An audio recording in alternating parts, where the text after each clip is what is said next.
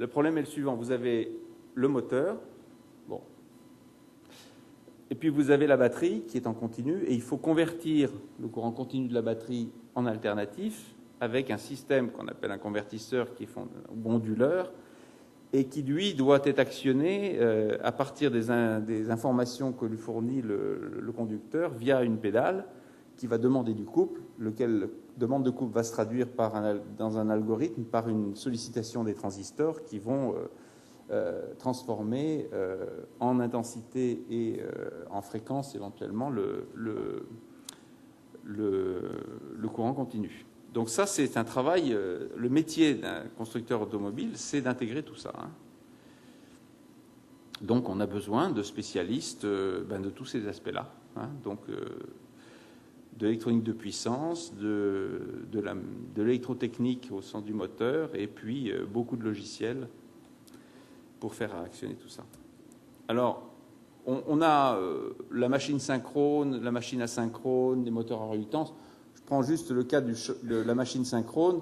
Bon, le champ entraînant, c'est finalement d'arriver à faire tourner un champ en jouant sur des bobinages avec des courants alternatifs qui sont déphasés. Et donc, ensuite, pour faire ça, on a besoin, à partir du courant continu, de faire 3 sinusoïdes à partir justement de ce convertisseur onduleur pour faire tourner le champ. Alors évidemment, on ne sait pas faire des sinusoïdes parfaites et en revanche, la fréquence et la phase des sinusoïdes permettent de piloter la vitesse et le couple. Donc voilà un petit peu les ingrédients du problème. Si on ne fait pas des sinusoïdes parfaites, on peut créer des pertes thermiques. Donc il y a tout un enjeu là de compromis à trouver entre les performances et le coût du système. Après le champ entraîné, vous avez 2 options. Soit vous avez un électroaimant au milieu, donc avec problème de contact glissant. Ça, c'est le rotor bobiné. Alors, c'est une solution qui a des inconvénients parce qu'il faut alimenter la partie tournante avec des contacts brossés, mais en revanche, ça offre un degré de réglage. Donc, ça, puis c'est aussi quelque chose qui est moins coûteux potentiellement que l'autre option, qui est le rotor à aimant permanent. Le rotor à aimant permanent, évidemment, il n'y a pas les problèmes des contacts glissants. Il y a en revanche pas de réglage, mais surtout, il y a aussi un coût et un risque sur l'approvisionnement. Il faut savoir que le véhicule électrique, il y a 2 matériaux il y a même 3 qui sont stratégiques. Vous avez le cuivre, bien entendu. Vous avez le lithium pour les batteries. Le lithium pour les batteries, c'est surtout actuellement un matériau qu'on trouve dans des lacs en altitude en Amérique du Sud. Donc ça pose un petit problème d'approvisionnement. Et puis il y a aussi les aimants permanents. C'est des terres rares qu'on trouve en Chine, et uniquement en Chine. Au moins pour les catégories des aimants permanents qu'on utilise. Donc vous voyez qu'on est devant quand même des problèmes de durabilité. Donc ça veut dire qu'il faut réfléchir à ces problèmes d'approvisionnement en matières premières. Donc, il faut s'intéresser à des technologies éventuellement moins coûteuses. On parle réévaluer les moteurs asynchrones, les machines à réluctance. Donc, voilà un petit peu pour les moteurs. On parle aussi de moteurs roues. Donc, Renault, là, je vous le montre, a déposé un projet dans le cadre du Grenelle de l'environnement, un projet sur les démonstrateurs recherche, où on va combiner des moteurs roues à l'arrière avec un moteur thermique à l'avant pour faire un véhicule utilitaire qui pourra faire de la distance et aussi du roulage zéro émission en ville. Donc c'est un des projets qu'on a soumis. Voilà. Optimiser l'autonomie, je vous ai déjà dit, un véhicule électrique avec la clim à fond, 3 kW par exemple, si on a une clim pas très améliorée, ça vous fait une autonomie réduite. Vous voyez qu'au lieu d'avoir 100 Wh au kilomètre en trafic, vous avez 200 Wh au kilomètre. Donc vous divisez par 2 votre autonomie dans une situation un peu tendue. Donc, c'est très important de réduire cette consommation. Alors, qu'est-ce qu'on fait là-dessus ? Je vous donne un autre exemple d'un démonstrateur. Un démonstrateur qu'on a soumis cette fois-ci avec Valeo, qui consiste justement à augmenter l'autonomie d'un véhicule électrique de 40% en hiver et de 20% en été, en réduisant la moyenne annuelle de la consommation de 20%. En faisant quoi ? En introduisant une pompe à chaleur, en introduisant plus d'isolation, de l'énergie entrante comme sortante, suivant les saisons. Voilà, donc ça, c'est un travail un peu de fond et qui va bénéficier potentiellement aux véhicules thermiques aussi. Donc c'est un autre chantier.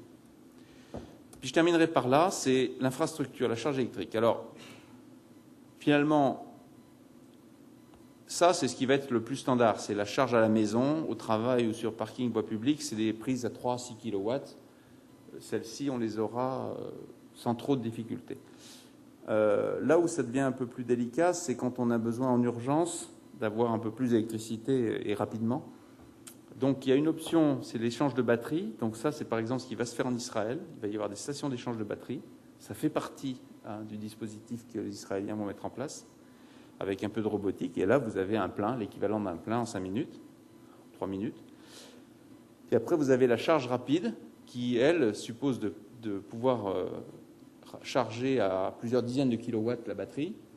Donc on y travaille, et le problème est à la fois celui de la tenue thermique de la batterie et celui aussi du coût du convertisseur, en quelque sorte le chargeur, celui qui va faire à partir de l'alternatif du continu.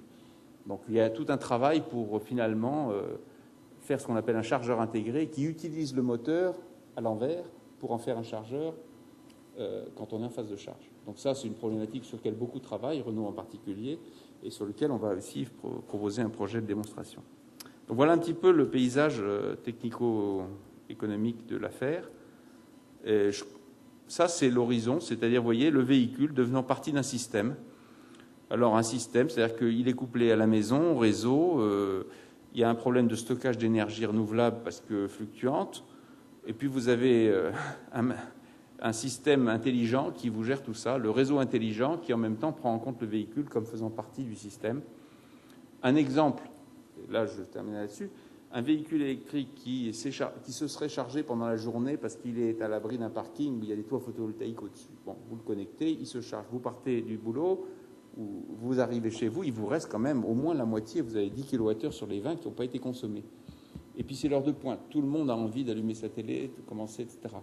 Plutôt que de commencer à utiliser de l'électricité chère du réseau, qui va devoir mettre en route des centrales gaz, etc., vous videz votre voiture et puis vous la rechargez en différé un peu plus tard. Donc, toutes ces problématiques-là commencent à être regardées de très près dans un modèle global où tout ce qui compte, c'est finalement l'optimisation de l'usage de l'énergie.